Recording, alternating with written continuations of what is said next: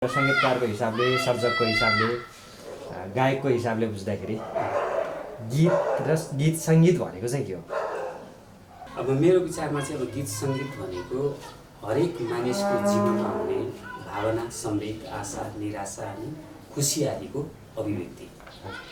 विभिन्न तरिकाबाट अभिव्यक्ति भनौँ न, मानिसको जीवनमा त विभिन्न खालका चाहिँ एक्टिभिटिजहरू भइरहेका हुन्छन्, त्यसको त्यो एउटा अभिव्यक्ति नै गीत सङ्गीत हो।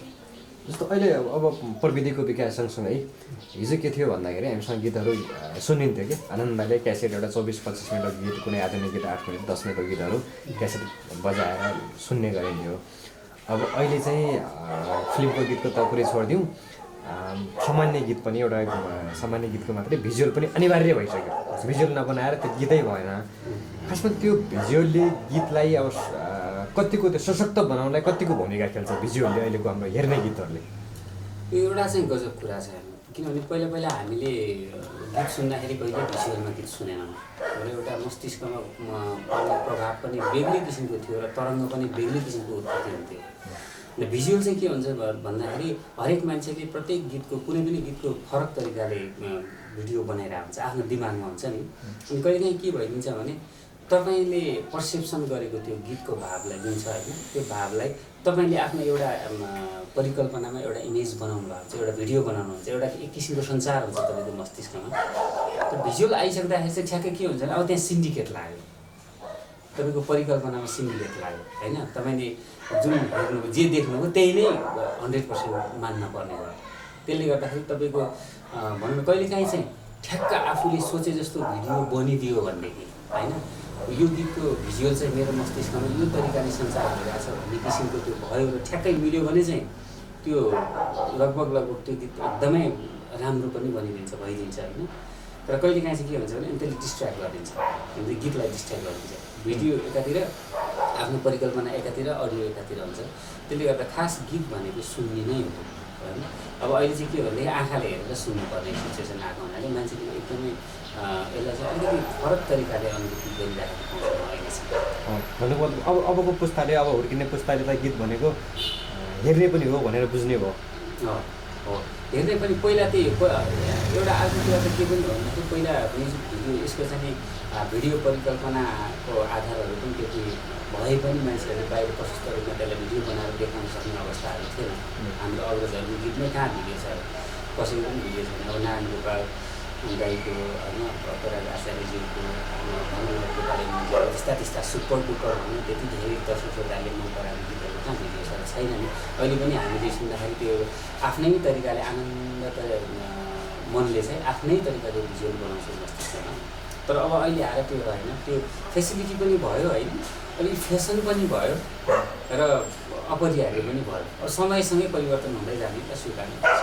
अहिले के हुन थाल्यो भने सँगसँगै भिजुअलसँगै अहिले पछिल्लो केही वर्षदेखिको ट्रेन्ड एउटा के आयो भने त्यो कथालाई पूर्ण बनाउनको लागि गीतमा डाइलग पनि राख्न थाल्यो कि थुप्रै गीतहरू मैले प्रयोग हुन थाल्यो होइन। यसलाई चाहिँ कसरी हेर्नु भएको छ? अब अस्ति भर्खर यहाँले भन्नु मेरै गीतमा पनि आएको छ होइन, अस्ति मेरो रिलिज भएको नयाँ गीतमा तिमी एउटा नयाँ काम पनि। यो चाहिँ कस्तो रहेछ भन्दाखेरि अब चाहिँ हो यहाँले कस्तो राम्रो क्वेसन गर्नुभयो। अहिले आएर मलाई यो म आफैलाई पनि भनौँ हिन्दी गीतहरूमा पनि छ यस्तो होइन, नेपाली गीतहरूमा त अधिकांश चलेको गीतहरूमा त्यो अगाडि डाइलग राखेको देखिन्छ। अनि यसले के हो भने अब फ्याक्टै अब गीतमा स्टोरी पनि खोज्न थाले मान्छेले क्या। गीतको स्टोरी पनि अब मान्छेले अब गहिरिएर बुझ्न छोड्यो, आफ्नै तरिकाले बुझ्न छोड्यो भिडियो मात्रै पनि। अब उसलाई अगाडिबाट भन्दै जानुपर्ने भयो, यो कारणले यस्तो भनेपछि भाषागत रूपमा पनि अलिकति अभिव्यक्ति दिएपछि अनि त्यसपछि पछाडि गीत सुन्दाखेरि उसको के मुड तानिने भयो कि। त्यो कारणले गर्दाखेरि पनि अब अहिले डाइलगहरू राख्ने चलन बढेको छ। राम्रो पनि हो, यो मान्छेलाई बुझाउन सजिलो पनि हुन्छ। माइन्ड भनेको एउटा मुडमा बसिसकेपछि त्यो डिस्टर्ब हुँदैन होइन। त्यो विषयमा अलिकति अवेर हुने हो भनेदेखि सायद अब राम्रो हुन्छ जस्तो लाग्छ मलाई। उत्पादनको हिसाबले हामीसँग वर्षमा कति हुन्छ भन्ने रेकर्ड छैन, सयौँ हजारौँ हुन्छन् होइन, भन्दा अरबौँको लगानी छ यो सेक्टरमा होइन। हाम्रो सामाजिक संरचना, हाम्रो देशको आर्थिक अवस्था होइन, हामीले टेकेको एउटा धरातलीय यथार्थलाई सम्झिँदै हाम्रो गीत सङ्गीत चाहिँ के हो, व्यावसायिक भइसकेको हो कि हाम्रो सबै आर्थिक अवस्था देशको अवस्था अनुसार ठिकै छ, चलिरहेछ भन्ने अवस्थामै छ अहिले पनि? व्यावसायिकता भनेको चाहिँ अब कस्तो भने व्यावसायिक चाहिँ यस्तो छ यो हामीले बिचमा चाहिँ विभिन्न किसिमका कार्यक्रमहरू आयोजना हुने हुँदाखेरि होइन महोत्सव मेला महोत्सवहरू र विभिन्न किसिमका चाहिँ कार्यक्रमहरू हुने हुँदाखेरि चाहिँ कलाकारहरूलाई त्यो गीतको आवश्यकता परेर भनौँ न एक किसिमले कलाकारहरूले त्यो गीत रेकर्डिङमा लगानी पनि गरेका हुन् होइन। त्यो अर्को कुरा के भने युट्युबबाट इन्टरनेटबाट जुन आम्दानी हुन्छ त्यो पनि एउटा अहिले चाहिँ गुगलले दिनुभयो पैसा होइन युट्युबले दिनुभयो त्यसले गर्दाखेरि पनि व्यावसायिकता अर्कै तरिकाले चाहिँ परिवर्तन भएको छ होइन। व्यावसायिक नै भन्नुपर्छ यसलाई अहिले आएर त्यो भएको छ नत्र बिचमा चाहिँ कस्तो भने कतिपय अवस्थामा चाहिँ अब व्यावसायिकतातिर उन्मुख हुँदै गरेको तर पूर्ण रूपमा व्यावसायिक भइ नसकेको अवस्था हो भनेको अझै व्यावसायिक भइसकेको छैन, अझै पूर्ण रूपमा व्यावसायिक भइसकेको छैन। हाम्रो मात्रै यहाँको ट्रेन्ड हो कि संसारमा पनि बाहिर पनि यस्तो हुन्छ भन्नु मतलब थोरै गीत मात्रै नोटिस हुन्छ कि सयौँ गीत रेकर्ड हुन्छ होइन, दिनमै कति गीत आउँछ त्यो हामीसँग आधिकारिक नहुँदाखेरि थाहा भएन। अब त्यसमध्ये हामी थोरै गीत मात्रै वर्षमा एउटा दुईवटा तिनवटा गीत मात्रै रेकर्ड गर्छौँ, सायद लगानी पनि त्यतिले मात्रै उठाउँछन् होला के हो? त्यो चाहिँ हो। जस्तो चाहिँ के भनेदेखि यहाँलाई मैले अघि व्यावसायिकताको कुरो गर्दाखेरि के भन्नु खोजिरहेको थिएँ भनेदेखि यो चाहिँ कस्तो भने जस्तो बाहिरतिर चाहिँ गीत रेकर्ड भयो होइन, त्यसपछि गीतबाट आउने जुन रिटर्न छ नि त्यो रिटर्न चाहिँ एकदम अफिसियल्ली आउँछ क्या होइन। त्यहाँ चाहिँ कलाकारले मानव एउटा गीत हिट भयो भने अब यसलाई व्यावसायिकतातिर हेर्दाखेरि हिट भयो भनेपछि उसले के गर्छ भन्दाखेरि त्यो गीतबाट आउने रोयल्टीले त्यो गीतबाट आउने जुन चाहिँ रेभेन्यू छ त्यो चाहिँ एकदमै राम्रो हुन्छ कि त्यसले चाहिँ एउटा कलाकारको पुस्तकसम्म पुग्ने गरी कमाउन सक्छ। हामी जहाँ चाहिँ त्यो एउटा चिज चाहिँ भएको छैन। जस्तो त्यो चाहिँ रोयल्टीको कुराहरू जुन छ नि मुख्य भनेको चाहिँ त्यो हो कि रोयल्टी मुख्य भनेको चाहिँ जस्तो स्रष्टाहरूको सिर्जना गर्नेहरूको आम्दानी भनेको रोयल्टी हो। अब कतिवटा गीत प्रुभ गर्ने जस्तो मैले मानव मैले एउटा दुईवटा तिनवटा चारवटा पाँचवटा आठवटा दसवटा कति गरेँ होइन, अहिले 18-20वटा गरिन्जेलसम्म पनि मलाई मुस्किल छ। अब यसलाई व्यावसायिक भयो कि भएन भन्ने कुरा मैले भन्न खोजेको चाहिँ त्यो हो कि 18-20वटा प्रुभ गर्दाखेरि एउटा दुईवटा हो। जस्तो अब किताबकै कुरा गर्ने हो भने मुना मदनको किताब एउटा बिक्री गर्दाखेरि कति रोयल्टी आउँथ्यो नि त, त्योबाट त भनौँ एउटा परिवार राम्रोसँग पालिन्थ्यो, इन्कम राम्रो हुन्थ्यो भने हाम्रो गीत सङ्गीतमा चाहिँ त्यो चाहिँ छैन क्या, त्यो चाहिँ अवस्था चाहिँ छैन। रोयल्टी जुन आउनुपर्ने हो विभिन्न सेक्टरमा गीत बजे बापत आउनुपर्ने रोयल्टी त्यो चाहिँ व्यवस्थित नहुँदाखेरि चाहिँ यो चाहिँ व्यावसायिकतातिर उन्मुख भइ नसकेको उन्मुख हुँदै गरेको मैले भनेको कारण चाहिँ त्यो हो। अनि त्यो भयो भने त मान्छेले के भन्छ रिटर्न हुने भएपछि त इन्भेस्ट गर्छ नि त होइन, रिटर्न हुने भएपछि इन्भेस्ट गर्ने भयो। अब इन्भेस्ट गर्दाखेरि त रिस्क त लिन्छ नै मान्छेले, त इन्भेस्ट त गर्न पायो नि त होइन। यहाँले भन्नुभएको जस्तो अब सयौँ हजारौँ गीतहरू रेकर्ड हुन्छ वर्षमा 5-6वटा गीतहरू हार्डली चलिरहेको हुन्छ, राम्रोसँग त्यसले रेस्पोन्स राम्रो पाइरहेको हुन्छ हो। त्यो पाइराखेकोबाट पनि रिटर्न राम्रो भयो भने त अर्को इन्भेस्ट गर्नुलाई डर हुँदैन। त्यसले गर्दा चाहिँ अधिकांश चाहिँ हाम्रो वेस्ट भइरहेछ होइन। यो अधिकांश रहरमा पनि रहरको हिसाबले सोखको हिसाबले पनि आफ्नो इच्छा पुरा गर्नुको लागि पनि गरिरहेको छ। व्यावसायिक रूपमा म कमाउँछु नै भन्ने चाहिँ केही मान्छेहरू जस्तो अहिले युट्युबले दिएको कारणले गर्दाखेरि चाहिँ युट्युबबाट पैसा आउनु भएको कारणले गर्दा चाहिँ अहिले चाहिँ के भने कलाकारहरूले आफैले इन्भेस्ट गर्ने अनि त्यसपछि त्यो हुन्छ नि विज्ञापन गर्न खर्च पनि म आफ्नै तरिकाले गरेँ भएर पैसा उताबाट आउँछ होइन। अहिले चाहिँ अलिकति राम्रो भएको छ सिचुएसन। अहिले आम्दानीको स्रोत भने युट्युब मात्रै हो, त्यही त हो नि, अरू के छ र।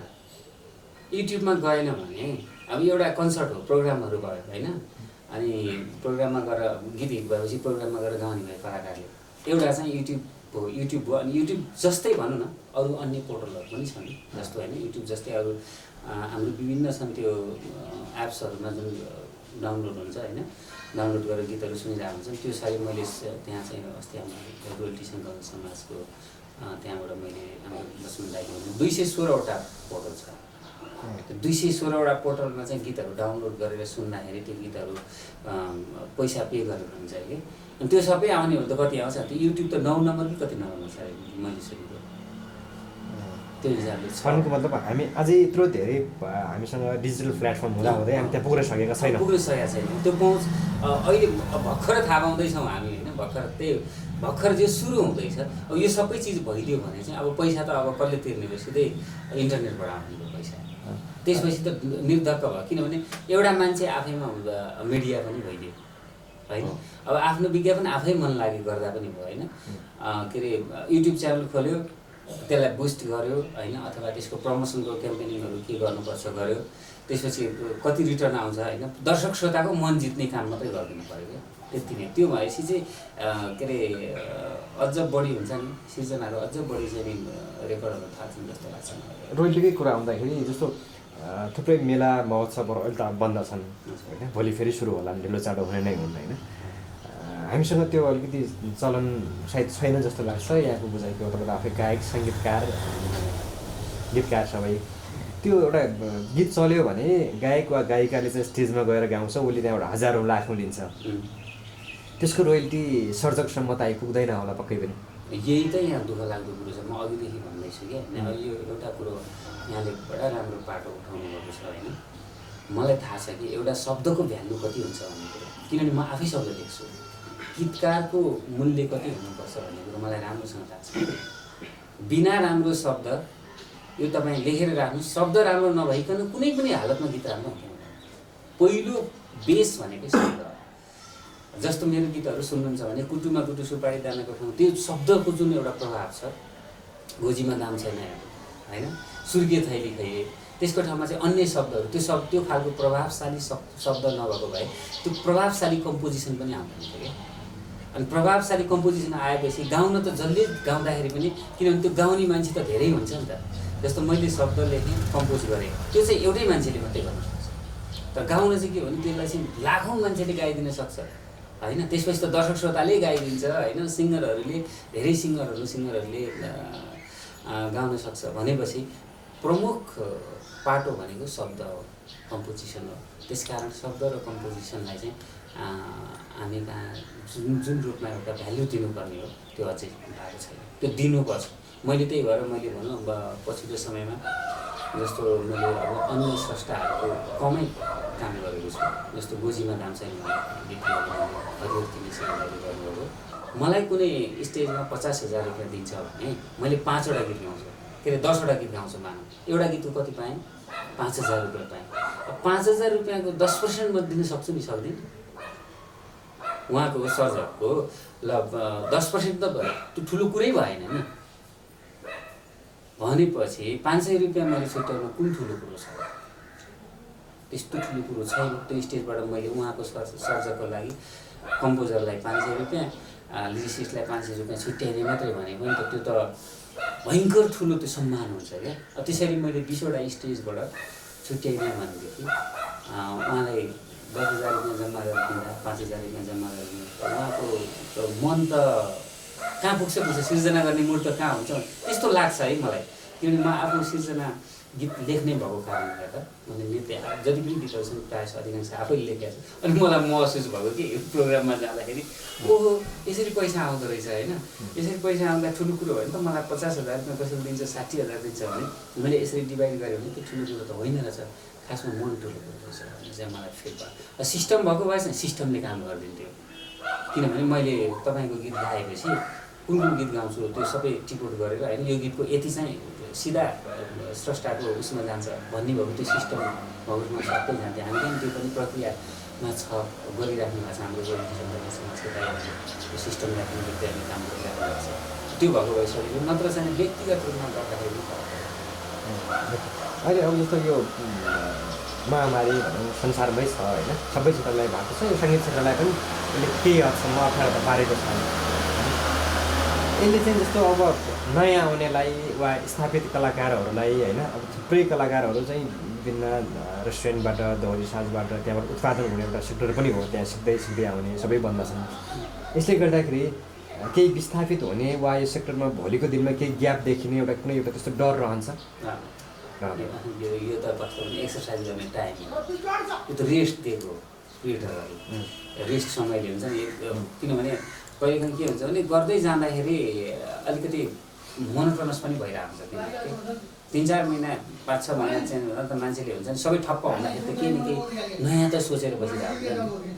अब चाहिँ म यसो गर्छु, मैले 1-2वटा क्रिएसन त्यसरी गरेँ, हेरौँ के हुँदो रहेछ, ट्राई गर्दैछु होइन। किनभने अब प्रायः जसो अब सबैको डिमान्ड पनि त्यही नै थियो, यही टाइपको गीतहरू गरिदिनुहोस्, यो टाइपको गीतहरू गरिदिनुहोस् भन्ने किसिमको जुन डिमान्ड थियो त्यो डिमान्ड त मैले फुलफिल गरेँ।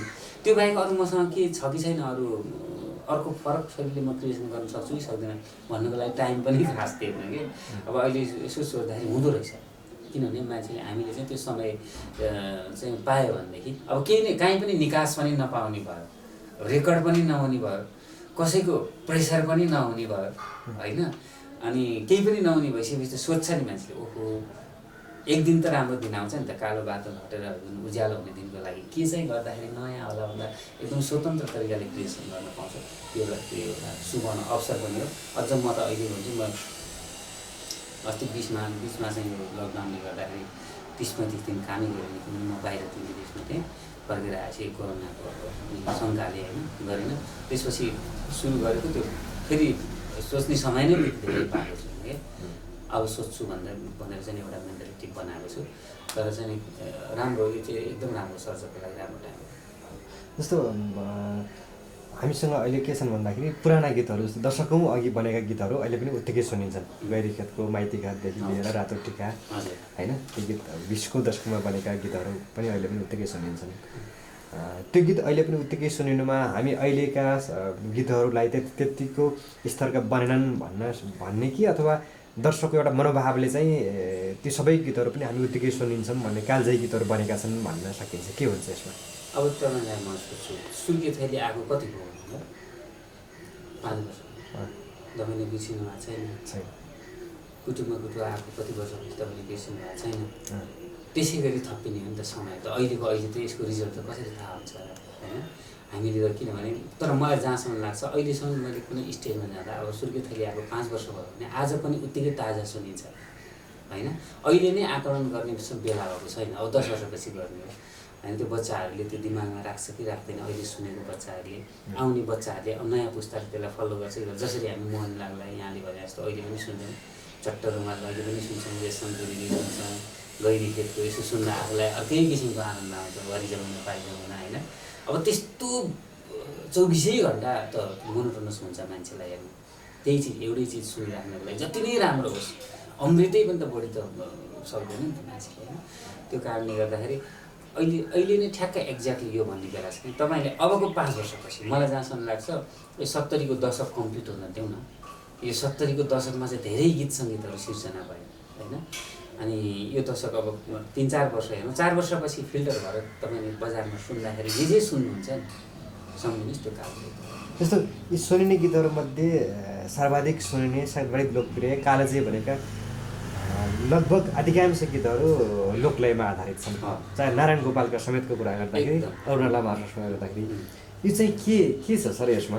हो तपाईँले यति भन्दा चाहिँ मेरो छाती एकदम गर्वले हुन्छ नि ढक्क फुलेर आउँछ हुनुपर्ने नै यही हो गर्नुपर्ने नै यही हो त अनि हुँदैन त तपाईँ कहाँ हुनुहुन्छ कुन ठाउँमा हुनुहुन्छ तपाईँको कल्चर के हो तपाईँको माटोको सुगन्ध के हो तपाईँको आफ्नो धरातल के हो होइन त्यो भित्र उठेर हेर्दाखेरि त आफ्नो चिज चाहिँ निमित्यान नै मेटिसक्दाखेरि पनि अत्तो पत्तो नहुने अरूको चिजमा हाई गरेर बस्नुपर्ने बाध्यता भन्दा बाहिर जानुपर्छ हामी होइन हो हुनुपर्ने नै यही हो किनभने हाम्रो यो चिज चाहिँ अरूको लागि नौलो भइदिन्छ नि त अब कुनै विदेशीले सुन्यो भने कुनै विदेशीले गीत सुन्नु पऱ्यो भने त नेपालभित्रको कल्चर के रहेछ नेपालीहरूको आफ्नो सुगन्ध के रहेछ उनीहरूको भाषाहरू कस्तो रहेछ होइन संस्कार संस्कृति कस्तो रहेछ त्यो त गीत सङ्गीत चिनाउने माध्यम हो नि त एउटा भने त्यो चिज उसले चिन्न पायो होइन नेपालमा सगरमाथा छ र पो गौरव गर्न पाइयो बुद्ध छन् र पो गौरव गर्न पाइयो हाम्रो कल्चर छ र पो गौरव गर्न पाइयो त्यो चिज पो मान्छेले हेर्छ त विदेशीले अब यहाँले पनि सुन्नुभयो होला के अरे ठमेलतिर जाँदा मलाई फिल भएको कुरा है ठमेलतिर जाँदाखेरि म जहिले पनि अब त्यो सारङ्गी बजाउने हाम्रो सारङ्गी बजाउने दाईहरू बेच्ने दाईहरूले अब के गर्ने त्यो जहिले पनि सारङ्गीमा रेशम किरी भनेर उहाँहरूले सुनाइदिनुहुन्थ्यो विदेशीलाई किनभने यो गीत चाहिँ उसले सुनेको छ हाम्रो नेपाली लोकगीत सुनेको छ भनेर सुनाएको होला नि त किनभने त्यो थाहा छ नि त नेपालीको गीत के हो भनेपछि नेपाली लोकगीत के हो भनेर चाहिँ इन्ट्रोड्युस गराउँदाखेरि बल्ल देश पनि चिनिने हो त्यो कारणले गर्दाखेरि त्यो हुने नै त्यही हो हुनुपर्ने नै त्यही हो त्यो बाहेक अरू चिजहरू पनि त्यो भनौँ न हामीसँग भएको चिज हामीले सो गर्नुपर्ने त्यो बाहेक अन्य चिजहरू जस्तो मलाई अब आधुनिक गीतहरू पप गीतहरू सबै गीतहरू मनपर्छ त्यो सँगसँगै अरू पनि हुनुपर्छ तर त्यो चाहिँ छुट्नु हुँदैन भन्ने कुरालाई चाहिँ अलिकति प्रमुख गर्ने अब जस्तो तपाईँ सर्जक पनि आफै होइन, आफै सर्जक पनि, तपाईँले आधुनिक गीत पनि गर्नुभयो, राम्रै चले कतिपय, त्यसपछि लोकगीत पनि गर्नुभयो विशुद्ध, तर एउटा सीमित कथाभित्र बाँधिने चलचित्रका गीतले चाहिँ तपाईँलाई स्थापित गरायो। चिनाउनु चाहिँ पहिले पनि चिनाएको थिए, तर चाहिँ स्थापितै गराउने, अझै झन् नजिक बनाउने, दर्शकसँग श्रोतासँग नजिक बनाउने चाहिँ चलचित्रको गीतहरूले गराए। यसको कारण चाहिँ के भन्नुहुन्छ? चलचित्रको गीतहरूमा यस्तो भयो, पहिला अब यहाँले भन्नुभएको जस्तो मैले आधुनिक सुगम गीतहरू पनि गरेँ होइन, पप गीतहरू, पप भनेर चाहिँ भनौँ न, मेलोडी पप भनौँ, त्यस्तो गीतहरू पनि गर्ने दर्शक श्रोताले। एउटा समय थियो, समयअनुसार चल्दै जानुपर्छ भन्ने थियो। तर मेरो दिमागमा भएको कुरो चाहिँ एउटै के हो भने हाम्रो नेपालीपनलाई, नेपाली भाषा, संस्कार, संस्कृति र हाम्रो सुगन्धलाई चाहिँ समेटेर हामीले चाहिँ फ्युजन तरिकाले हुन्छ नि एउटा गर्न सक्यो भनेदेखि, चलचित्र क्षेत्रमा प्रयोग गर्न सकियो भनेदेखि यसले चाहिँ के भने यसको चाहिँ यसको चाहिँ प्रभाव चाहिँ शक्तिशाली हुन्छ चलचित्र क्षेत्रको अन्य क्षेत्रको भन्दा होइन, किन चाँडो पब्लिसिटी हुन्छ। त्यो गर्न सकियो भने चाहिँ एकदमै राम्रो हुन्छ भन्ने मेरो पहिलादेखिको धारणा थियो। अब यहाँलाई नडाँटी भन्नुपर्दाखेरि मैले पहिला सुरुमा हात हालेको, यहाँले सुन्नुभएको छ 62-63 सालमा वार्ता गराइदिए भन्ने गीत सुन्नुभयो, सम्झिज्यू वार्ता गराइदिए भन्ने गीत कतिको सुन्नुभएको छ, यदि त्यो सुन्नुभयो भने त्यो गीत चाहिँ अहिलेको गीतहरूसँग लगभग मेल खान्छ। त्यो चाहिँ मेरो एउटा प्रयोग थियो, पैसाले आजभन्दा धेरै अगाडि नै भयो, त्यो प्रयोग चाहिँ सफल भएको थियो, चलेको गीत हो। अनि मैले 2-3वटा हेरिरहेको थिएँ, जस्तो डाँफे चाहिँ नाच्ने हिमाल चाहिँ हाँस्ने नेपाली छोरी हुँ यहाँले सुन्नुभएको छ, अनि वार्ता गराइदियो भन्ने गीत हो। केही अन्य त्यो बिचमा चाहिँ केही लोकशैलीका गीतहरू मैले गरेको थिएँ। त्यो गीतको छाप चाहिँ अन्य गीतहरूको तुलनामा फरक थियो होइन, अलिक अमिट टाइपको के, नमेटिङ, मान्छेले झ्यास्स सम्झिहाल्ने होइन। अब त्यतिखेर गरेको मैले पप गीतहरू भन्यो भने ठ्याक्कै सम्झिँदैन मान्छेले, अहिले वार्ता गराइदिउँ डाँफे चाहिँ भने ठ्याक्कै सम्झिन्छ। अहिले पनि भनौँ न, यहाँले भन्नु भने सदाबहार कालोझै टाइपको तरिकाले त्यो चाहिँ दिमागमा के छाप पऱ्यो भनेदेखि यो शैलीको गीत चाहिँ राम्रो हुनसक्छ है भनेर मैले वर्कआउट चाहिँ त्यतिखेरै गर्दै गएँ। तर त्यो एक्सपोजर चाहिँ अलिक पछि पाएँ कि, जस्तो अब कुटुमा कुटु भन्ने गीत 2008 सालमा 2008मा लेखेको गीत रहेछ भनेपछि त 10 वर्ष लागेछ नि त बाहिर निस्किन। वर्कआउट चाहिँ मैले त्यसमा गरिराखेको थिएँ। अनि स्थापित यसले गराउला र यसो गरौँला भनेर होइन कि समय, त्यसको समय कहिले आइपुग्छ भनेर कुरेर चाहिँ बस्यो। र अहिले चाहिँ भनौँ न अब 70को दशकमा त्यसले समय नै यही कुरेको रहेछ। जस्तो कि 13 करोड युट्युब भ्युज गएको यो गीत चाहिँ कुटुमा कुटु सुपारी खाना। यो चाहिँ मेरो कुलदेवता कालीनाग, मेरो कुलदेवता चाहिँ कालीनाग हो खासमा, अनि उहाँलाई सम्झेर बनाएको होइन, कालीनागकै नाममा समर्पित छ यो। त्यसकारण त्यसको बिचको शब्द पनि कालीनाग भन्ने चाहिँ यहाँहरूले कतिको याद गर्नुभएको छ है।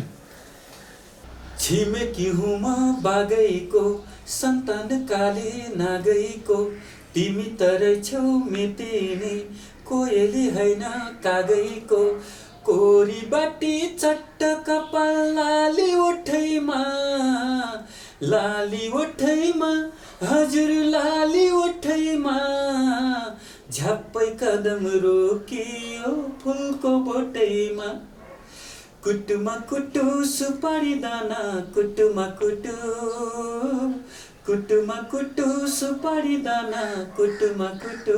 त्यो गीत सिर्जना गर्दाखेरि चाहिँ के कुरा ख्याल गरिन्छ? दर्शकको मनोभाव हुन्छ कि बजारलाई हेरिन्छ कि हाम्रो समाजलाई हेरिन्छ कि के कुरा, कि सबै कुराहरूको फ्युजन हुन्छ? समग्रमा अब हेर्दाखेरि त सबै नै हेर्नुपर्ने हुन्छ। पहिलो कुरो त अब दर्शक नभए त गीतै छैन, कुनै मूल्य नै छैन, किनभने मैले घरभित्र कोठाभित्र गाएर बसेर त्यसको भ्यालु रहन्न। त्यसकारण पहिलो कुरो दर्शक श्रोताहरूको मन छुने किसिमको कुरा हुनु पर्यो। अब दर्शक श्रोताको मन केले छुन्छ भन्दाखेरि हाम्रै समाज संस्कृतिले चाँडो के अरे आकर्षित गर्छ भन्ने कुरो चाहिँ त्यो पहिला बुझ्न सक्नु पर्यो। अनि आकर्षित गर्छ भन्नेमा जे पाए त्यही प्रयोग पनि राम्रो हुँदैन होइन। त्यति समाजमा सकारात्मक सन्देश दिने खालका चाहिँ भावहरू, शब्दहरू त्यसमा चाहिँ भएन भनेदेखि फेरि कोसिस गर्दाखेरि के अरे नहुन पनि सक्छ। त्यसकारण सबै कुरालाई हेर्नुपर्छ, शब्दलाई पनि हेर्नु पर्यो, समाजको त्यो शब्दले समाजमा पार्न सक्ने प्रभावलाई पनि हेर्नु पर्यो, दर्शक श्रोताको रुचि पनि हेर्नु पर्यो, अहिले चलिरहेको ट्रेन्ड पनि हेर्नु पर्यो। सबै चिजलाई हेरेर मात्रै गर्नुपर्छ। अहिले पछिल्लो समय केही समय अहिलेसम्म कस्तो थियो भन्दाखेरि पुरानो गीतको रिमिक्स गर्ने चलन थियो अहिले त्यो ट्रेन्ड लगभग हरायो। नयाँ के आयो भन्दाखेरि अहिले कभर गाउने होइन। यसलाई चाहिँ के पुरानो गीतको स्रष्टाहरूलाई अन्याय हुन्छ कि हुँदैन अथवा के हुन्छ सर, यसलाई कसरी हेर्न सकिन्छ? अब स्रष्टाहरूलाई त अन्याय कसरी भएन। अब कभर गाउँदाखेरि चाहिँ के हुन्छ भन्दाखेरि त्यो एउटा प्र्याक्टिस यो हामी गाउँ निकै बढिरहेछ होइन। अब यो कभर गाएर चाहिँ त्यो गर्ने त्यसले के हुन्छ भन्दाखेरि एउटा कुरो चाहिँ फाइदा के हुन्छ भने पुरानो गीतहरू जुन छ, नसुनिएको गीतहरू जुन छ होइन, नसुनेको गीतहरू चाहिँ अहिलेको दर्शक श्रोताहरूले पनि सुन्न पाउनुहुन्छ। त्यसले एउटा चाहिँ उलाकीको काम पनि गरेको त्यो चाहिँ राम्रो पक्ष हो। तर त्यो गर्दाखेरि दिनुपर्ने सम्मानहरू जुन छ, त्यो गर्दाखेरि दिनुपर्ने अथोरिटीहरू जुन छ र त्यो गर्दाखेरि चाहिँ अघिल्लो स्रष्टाहरू न्याय हुन्छ कि हुँदैन भन्ने कुरालाई चाहिँ बहुत विचार गरेको राम्रो। त गर्नै हुँदैन भन्ने कुरा चाहिँ होइन। तर गर्दाखेरि चाहिँ के हुन्थ्यो, ओरिजिनल जुन छ सर्जक छ। अब हामी कहाँ अब यो मैले त्यो एउटा गीत आएछ नि, तिम्रो नै माया छ साइले, अब त्यो गीत मैले नै अब त्यो सर्जक हुन्छ नि उहाँलाई राम्रोसँग देखेको थिइनँ, उहाँको गीतमा स्वरमा मैले पनि राम्रोसँग सुनेको थिइनँ। अब कभर गरेर जुन आइसकेपछि सुन्दाखेरि त ओहो यो गीत त एकदमै राम्रो छ, कसले गाएको छ भनेर हेर्दाखेरि ओरिजिनल सर्जकबाट आफूले कहिलेकाहीँ राम्रो काम गरिदिन्छ होइन। जस्तो मैले एउटा दृष्टान्त मात्रै दिएको हो। धेरै मान्छेले खोजी गर्ने मान्छेले त अब खोज्यो नि त, ओहो यस्तो राम्रो गीत रहेछ, फलानाले कभर गरेछ, यसरी गाएको रहेछ, कसले गाएको रहेछ भनेर त खोज्ने बानी भएको मान्छे त खोज्छ नि त। हेर्दाखेरि त ओहो हाम्रो फलानु यही मान्छे भनेपछि उहाँप्रतिको श्रद्धा पनि भयो। तर त्यसरी गर्दै जाँदाखेरि त्यो जसले गरिरहेको छ दिने मान्छेले दिनुपर्ने जुन क्रेडिट छ, जुन किसिमको सम्मान छ, जुन किसिमको एउटा चाहिँ भनौँ न एउटा स्रष्टाप्रतिको चाहिँ एउटा दायित्व भनौँ, मिनिमम दायित्व हुन्छ, न्यूनतम दायित्व त्यो चाहिँ पुरा गर्नु त्यो भने चाहिँ राम्रै हुन्छ। जस्तो यसले के हुन्छ भने अर्काइभको रूपमा रहन्छ। हामीले युट्युबकै रूपमा त्यसलाई अपलोड गरिरहेको हुन्छ कहिले अर्काइभको रूपमा नयाँ कभर गाएकोले पनि। त्यसले गर्दाखेरि भोलिको पुस्ताले अहिले हुर्किँदै गरेको पुस्ताले त पुरानो सर्जकलाई नभनेर फलानु गीत त फलानुको रहेछ भनेर बुझिदिने डर पनि त होला नि होइन।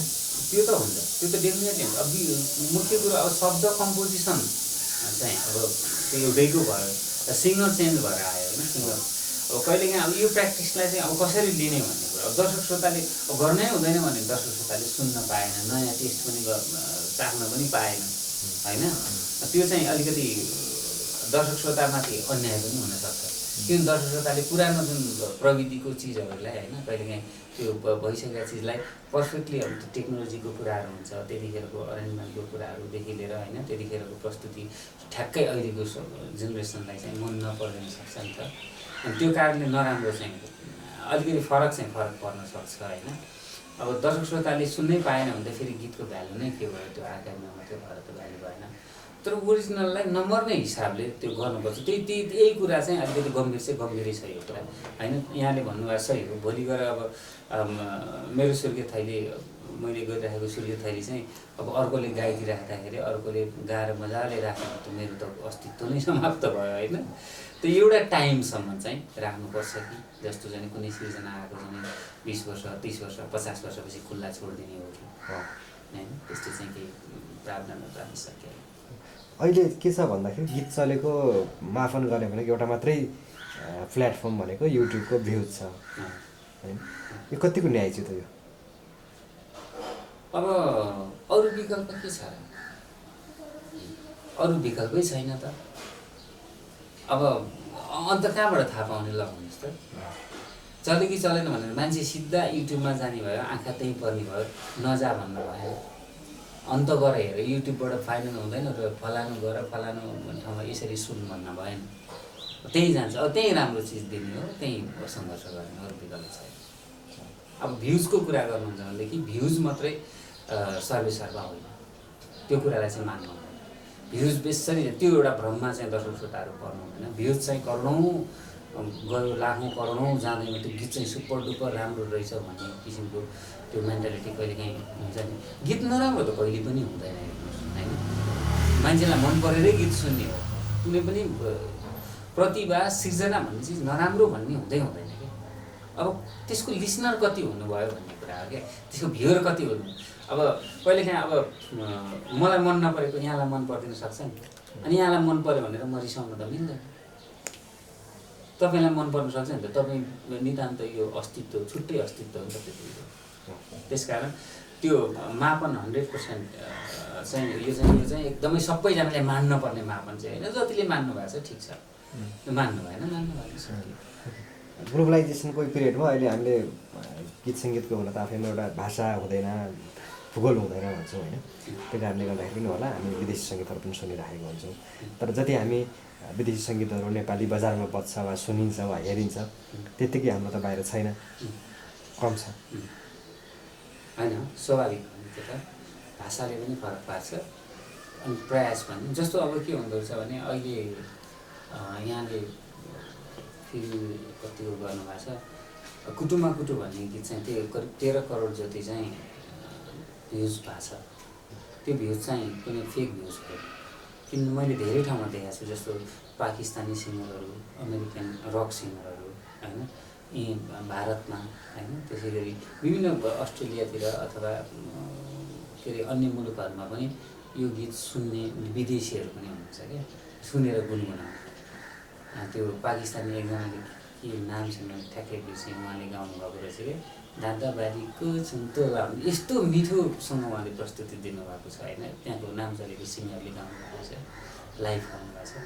भनेपछि हाम्रो त्यसरी जान सक्दो रहेछ, जानु पर्दो रहेछ भन्ने कुरा चाहिँ अहिले सङ्केत मिलेको छ।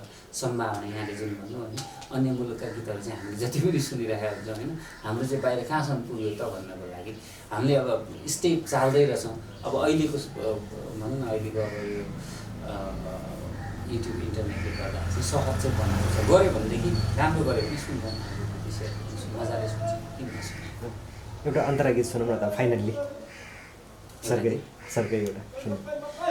कुन चाहिँ सुन्ने? यही अहिले आएको सुन्ने।